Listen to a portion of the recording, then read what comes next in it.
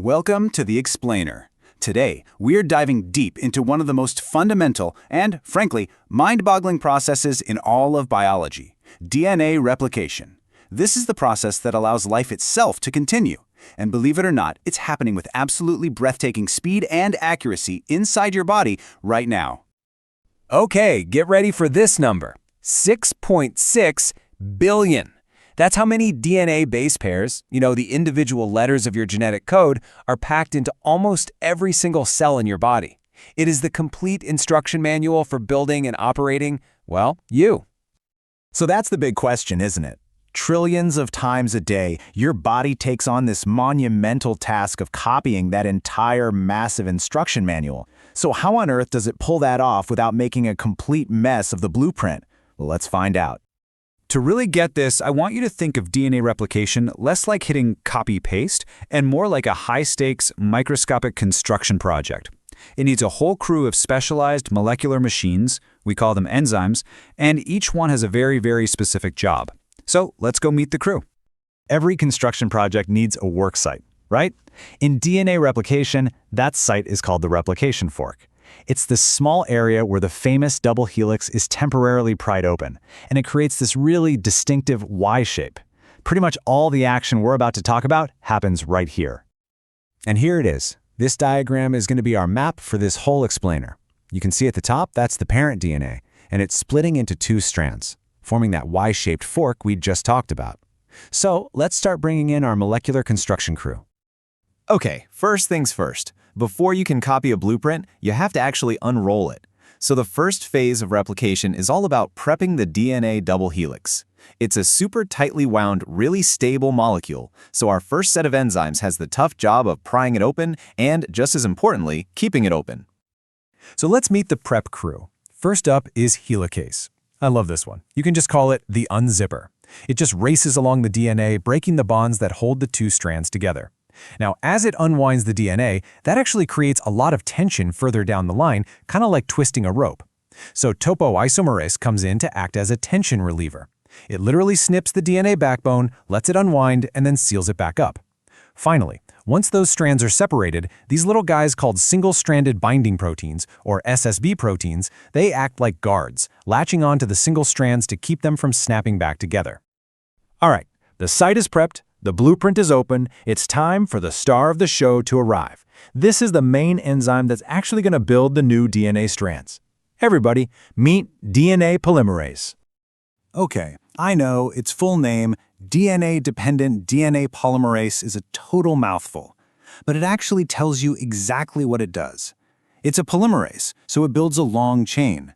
It builds a DNA chain, and it's dependent on the original DNA as a template. Simple, right?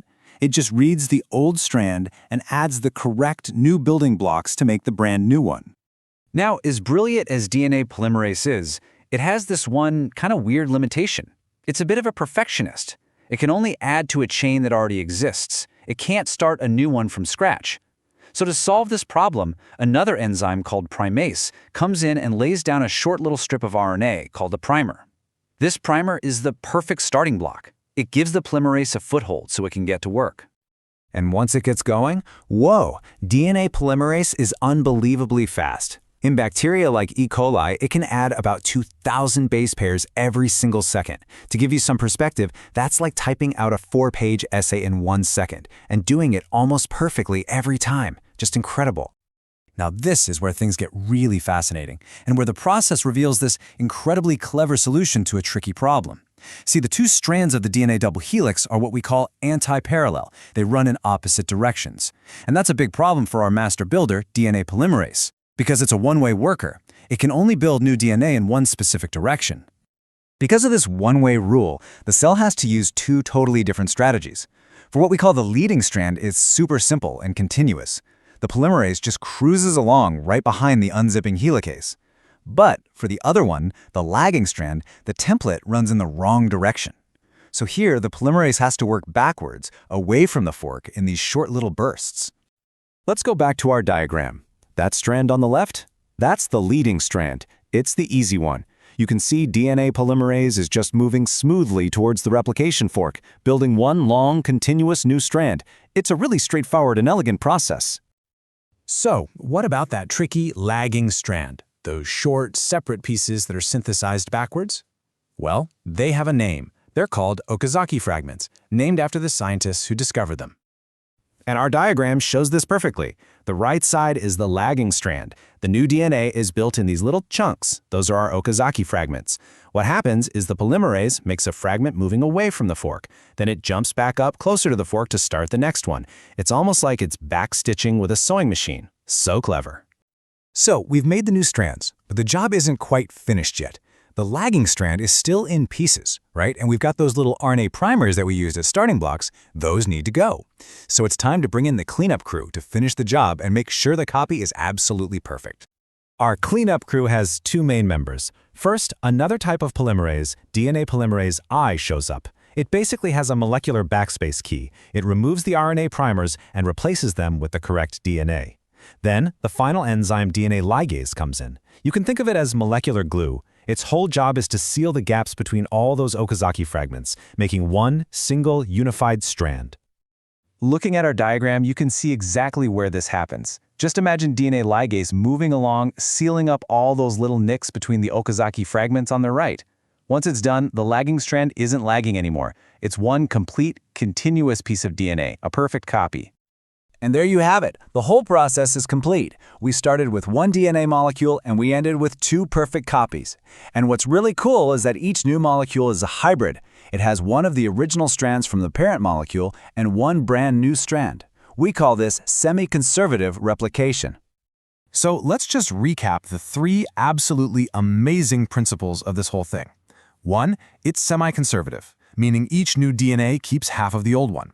2, it's unbelievably fast, copying billions of letters in just hours. And 3, it's so accurate, thanks to all of its built-in proofreading systems that catch and fix mistakes.